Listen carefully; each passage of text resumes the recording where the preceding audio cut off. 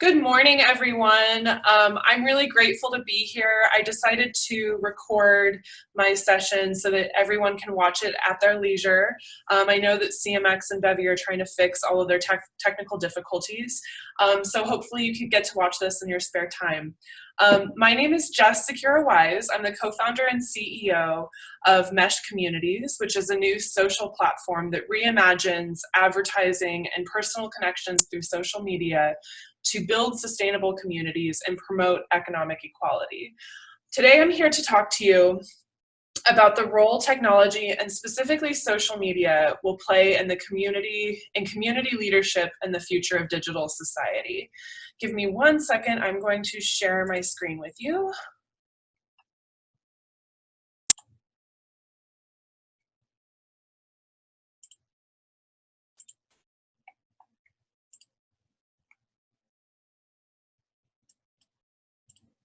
Okay. Here we go. Originally called the information superhighway, the internet was designed to share knowledge and information quickly. And then 20 years ago, when I was 11 years old, modern social media was born. It offered ways for us to stay connected with people that we know, meet new friends, and share moments of our daily lives. We started forming community on these platforms based on interest, geography, and identity. They've become our de facto town square, changing the way we interact and share information. One of my favorite places on the internet is a giant houseplant community where people share stories about friendship, love, grief, sadness, and success. And it's all tied together through our collective love of houseplants. People are kind and they support each other. Sounds like a pretty safe place to be, right? To support their business incentives, these platforms provide the tools to broadcast content on a mass scale, but lack the moderation and policies to adequately and ethically manage the hate, abuse, and misinformation running rampant. Just recently, for example, a study found that misinformation on Facebook about the coronavirus spread at a rate 4 times that of information from official accounts, including the World Health Organization and the CDC. This has real-life consequences that affect our communities. Even a well-managed community on Facebook, focused on their love of houseplants, isn't spared from the vitriol that exists on their platform, whether it's bots or trolls or unsolicited content in or out of the group itself. This leads to the exploitation of the very communities these platforms allegedly aim to serve. Tech executives often cite their value of free speech and expression as their justification for only loosely moderating content on their platforms. We've all recently seen The Social Dilemma, the Netflix documentary from current and former tech executives and employees explaining the predatory business models of social media companies. So, in 2020, we are asking ourselves, is this the digital society we want? What about our other values, like safety, trust, leadership, and sustainability? And who should be making the decisions about how digital society is governed? Community leaders and managers are at the center of this new zeitgeist. One of the reasons I started Mesh is because I think there's a better version of a social platform where community leaders are empowered by technology instead of exploited by it. I want to explore our role in shaping the future of the internet. There are 3 key points I want to hit on today. The first is how we think about community. The second are the key ingredients for a healthy and vibrant digital society. And the third is our role as community leaders in advocating for better community platforms.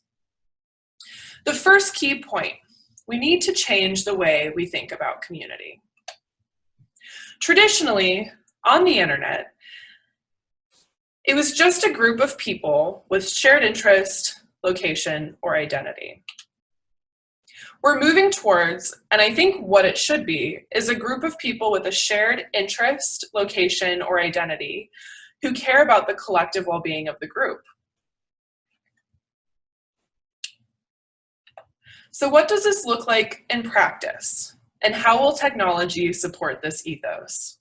The future of digital society requires 3 key ingredients. First, we need ways to connect. Communities can be incredibly niche, and it's important we are able to find the communities we care about. This is something I actually think social media companies do really well. And our hope is that tech companies will continue to innovate the ways that we can connect with each other, especially in the face of a pandemic and quarantine. The second key ingredient and the counterbalance to connection is safety. We want to be able to meet people and engage in a group without the worry of harassment and abuse. Not all conflict is bad. Healthy discussions can promote education and empathy. And all of that can be ruined in an instance, which I'm sure we've all experienced, by a troll or someone acting in bad faith. One of the ways we prevent escalated situations is through proactive moderation. This is everything we do before someone joins a community to set expectations and make sure they're a good fit. It can include codes of conduct, member applications, and interviews. It's anything that keeps a community safe from bad actors from the outset. Reactive moderation is what we do when a person or situation creates problems in a community. This includes everything from messaging somebody privately and explaining why their behavior is not okay, reporting a post, banning a user, or even archiving a community. This kind of moderation needs to be done at a local, human level first. While AI can sometimes support these initiatives, it is by no means a replacement for human moderation. People, not machines, need to determine what is acceptable in digital society. Nothing is ever 100% safe, but we can do a whole lot better through strong enforced policies. My co-founder at Mesh, Jessica Moreno, is a former head of community at Reddit, where she introduced some of the first anti-harassment policies on a social media platform.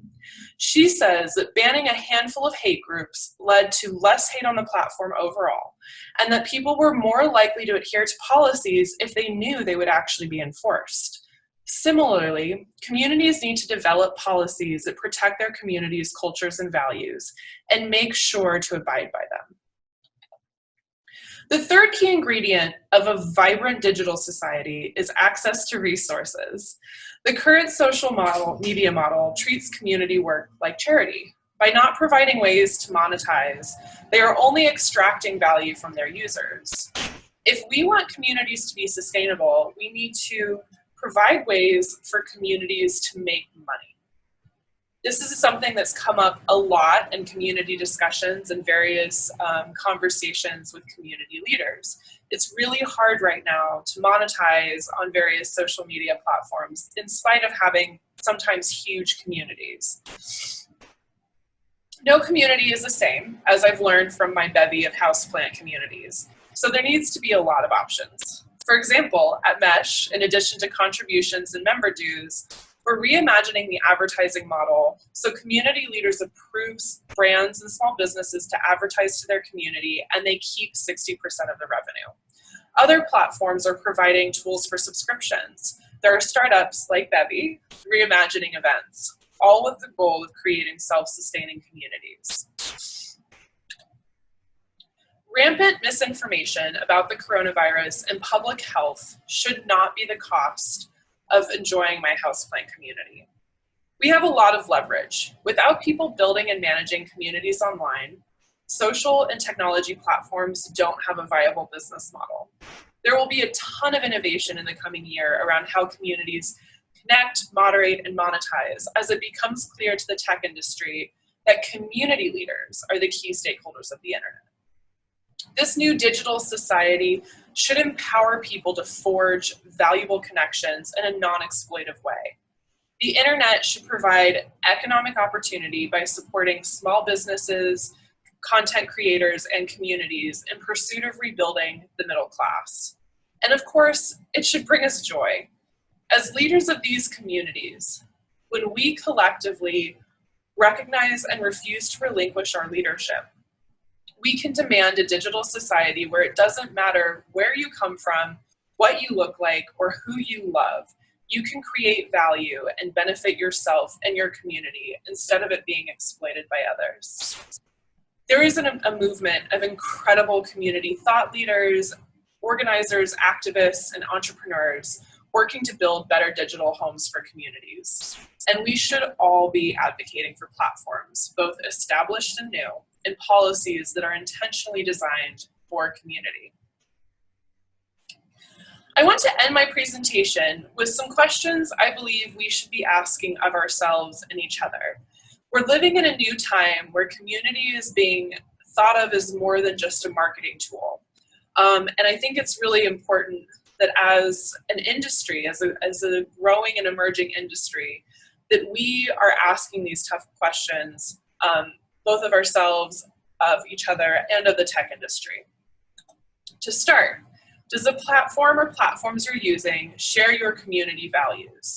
For example, if you're managing a community for women entrepreneurs, does your platform support gender equity within their company and the workplace in general?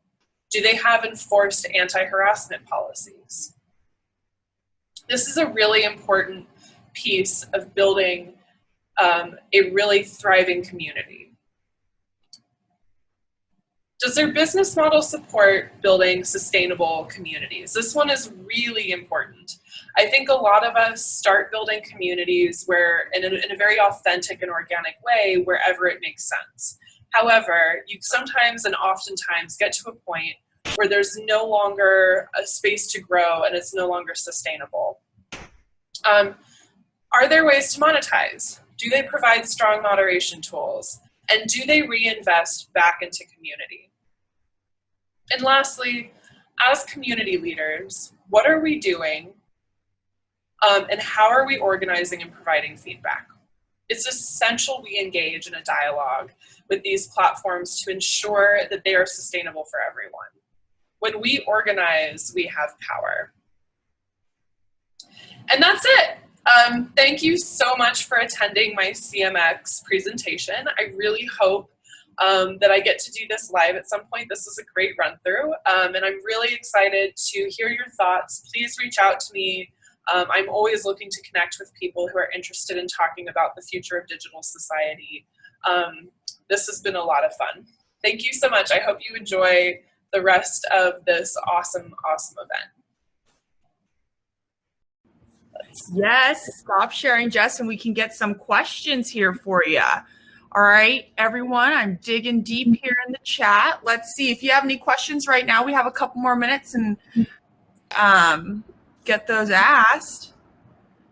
Okay, all right. Not a question, but you know what? So is Jess. We are very excited to learn about this. Oh, she downloaded the app. Yay! And you're already submitted for early access. You go, Kay! Excellent. Awesome. Karen said that she just watched The Social Dilemma on Netflix, so this couldn't be more timely. Okay, let's see. I'm going to scroll up a bit. Let's get this going for us. If anyone has any questions, let us know. Okay, so Marissa said yes to organizing to ask for what we need from our platform. What's the best way to do that? That's a great question. So I have a little bit of political organizing in my background, and so I know a lot about getting a group of people and leveraging collective power to do bargaining. I think one of the big things that we should be thinking about as a community of community leaders and moderators is how do we put together some kind of organization or industry association in order to collectively present our case to various tech companies.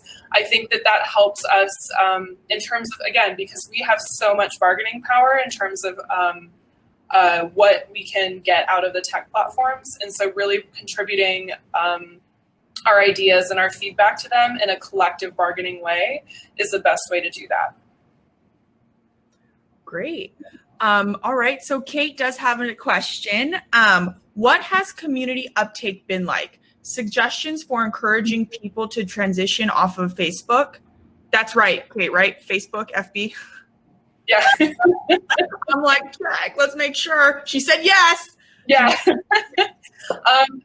Getting people to transition off of Facebook is really, really hard, as I'm sure a lot of us are figuring out. I'm sure a lot of us ourselves are having a difficult time figuring out how to leave how to cut these tethers that are very intensely tied to most of the people that we know, right? I think one big way is having really great products. So right now, if you ask most people why they're still on Facebook or if they're going to consider leaving Facebook, most of them say that they don't want to leave Facebook because they don't know where else to go.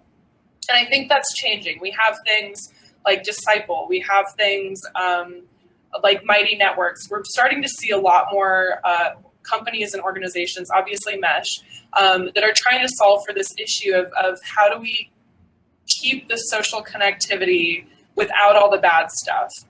So I think putting a stake in the ground, and also, again, organizing and starting to talk to Facebook, because the world is better if platforms like Facebook and Reddit and Twitter and these social media giants are willing to make their platforms better for everyone else too. No, definitely. I think everyone in this session right now 100% agrees with you and like what you just said and how they can actually, you know, do that. Nancy, hi Nancy. Nancy has a question. She says, I would love to know how to go about influencing tech giants to make it easier for managers. Well, if we all get together and we say, this is our list of demands, and if you don't adhere to them, then we might move our communities elsewhere. Their entire business model depends on our awesome large communities, large and small, right? They depend on eyeballs. So if people start leaving, if community managers and leaders start leaving these platforms or threatening to leave, they're much more likely to come to the bargaining table, which we're starting to see a little bit of because people are really tired of a lot of what's been going on. And we've seen a lot of shifts with a lot of them, even in terms of how they're starting to moderate and everything else because of some of the activist groups. And I think now it's really important that community leaders and managers, if we want to have a voice in this conversation, we need to enter the conversation as a collective. So I'm hoping CMX will do some. Anne-Marie, lead the charge on that. Let's go. I'm ready. Jeff, connect after this. Everyone, mark my words. This is being recorded too. We are going to figure this out. Great. We have another question from Beline. She says, they say, what about communities with very diverse age groups and tech abilities? That is really interesting. I think that is, one of the conversations my team and I has really often is about accessibility, because we understand that there are a variety of abilities and platforms that people are really used to. It makes it a lot easier for them to continually use that.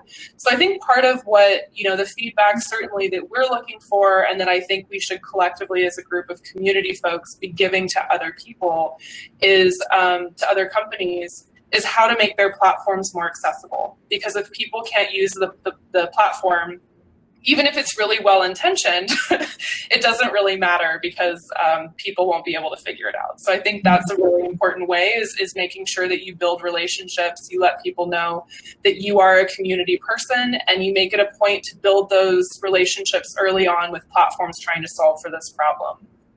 Yeah, definitely. Let's see, are there any other questions for Jess? We have about another minute or so. We could squeeze in one more. This is so fun. Yeah, did you have time? I did. Once we figured out the technical stuff, it's great. I know. Thanks for sticking with us. All right, we got Nick. Nick has one question. Okay, if bigger social media giants, Facebook, Reddit, Twitter, refuse to make their platforms safer or make their platforms better, is it possible we may see a shift back to smaller groups, a la the Bevy or forums of the early thousands, just instead of the giant sites we see now? I think we're already starting to see that. Anecdotally, I've talked to a lot of communities that have created their own discussion forums through their website for multiple reasons. One, because they want to be able to put up paywalls. They want to have more control over content moderation. So I do think we're seeing a bit more of that happening already, and people are trying to figure out what that looks like. And then I do think that you're going to see a lot more companies, this is an approach that we're taking, which is a much more decentralized approach to communities, and saying, we have our overarching rules, but overall we want to give people the agency to create the communities and set standards that fit their culture and values. So I think we're going to see a lot more platforms doing similar things where they kind of create a more decentralized ecosystem. Mm-hmm. No, definitely. And that's where all the big major conversations that are happening right now are actually those smaller groups, smaller, more intimate, focused groups. And like from there, that's when people are like going back and forth. And that's really where the magic's happening. Yeah. All right, let's take this last one. All right. We got time for one more, Jess? Yes, I do. Perfect. Okay. How do you encourage users to register in the community? On Mesh? Julia, is that on Mesh? Yes. Yes. You can share a link if you create a community, there's an option to share the community with other people. We're currently in beta, so we're trying to make sure that we're inviting really awesome community folks because we're making this for you. So if you start there and you go to the invite link, you should be able to share it with other folks. And then obviously if you have feedback, please reach out to me. I'll leave my contact information in the chat because we'd love to hear what you love about it, what you hate about it, what you would prefer instead. All of that is really, really helpful. Yeah. Thank you all. This was so fun. I really appreciate this lively discussion. Yes, we're so happy that you made it here. And again, I'm not sure if anyone won how many plants are behind you, so we're going to leave that up. But I'll definitely have to check the chat again and go back to that. But Jess, thank you so much for joining us here today. And we were thrilled to have you on our stage. Thank you so much, Anne-Marie, and everyone in the audience. I really appreciate it. All right, you guys. Go and check out some other things right now. We've got Big Al caricatures. We were in the green room and he started drawing my profile and I was like, I got to go back there right now. So he'll be opening up soon at 11:30 a.m. See you all soon. All right. Bye, y'all. Bye.